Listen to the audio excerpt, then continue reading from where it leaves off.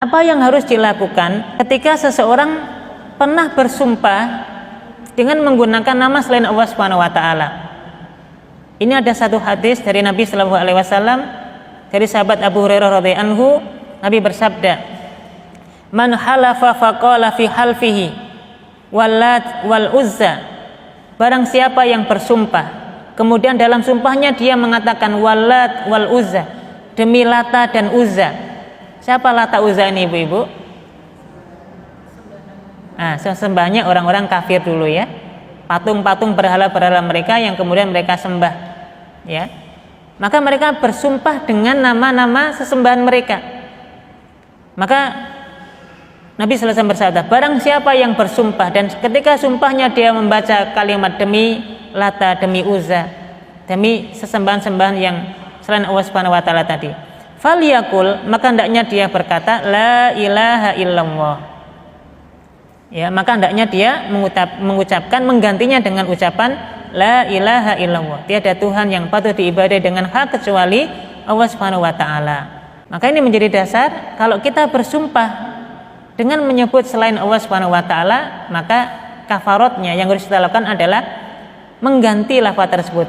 Artinya kita ucapkan dengan ucapan yang benar, yaitu ucapan la ilaha illallah. Kemudian dalam hadis yang lain dari sahabat Sa'ad bin Abi Waqqas radhiyallahu anhu pernah berkata, halaftu billat wal Uzza, faqala Rasulullah sallallahu alaihi wasallam. Suatu hari saya pernah bersumpah dengan menyebut nama Lata dan Uzza, kata sahabat Sa'ad bin Abi Waqqas. Faqala Rasulullah sallallahu alaihi wasallam, maka Rasulullah bersabda, qul la ilaha illallah. Katakan la ilaha illallah. Summan fus an yasarika salasan. Kemudian tiuplah ke sisi kirimu sebanyak 3 kali. Wa ta'awwad, dan berta'awudlah kepada Allah Subhanahu wa taala. Mintalah perlindungan kepada Allah Subhanahu wa taala. A'udzubillahi minasyaitonirrajim. Wala ta'ud, dan jangan engkau ulangi. Hadis ini menunjukkan ada tambahan. Kalau ada orang yang bersumpah dengan selain Allah Subhanahu wa taala, maka yang harus dilakukan yang pertama adalah membaca la ilaha illallah. Kemudian meniup ya 3 kali ke sisi kiri. Kemudian memperbanyak ta'awud ya. Membaca a'udzubillahi minasyaitonirrajim, memohon banyak perlindungan kepada Allah Subhanahu wa taala. Ini harus dilakukan ketika ada orang yang bersumpah menyebut selain Allah Subhanahu wa taala.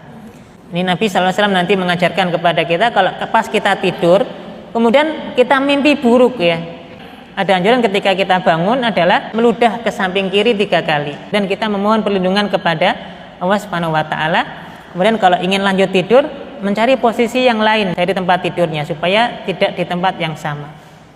Tapi nggih ngapunten, nanti lihat-lihat dulu ya, jangan-jangan suaminya di samping kiri.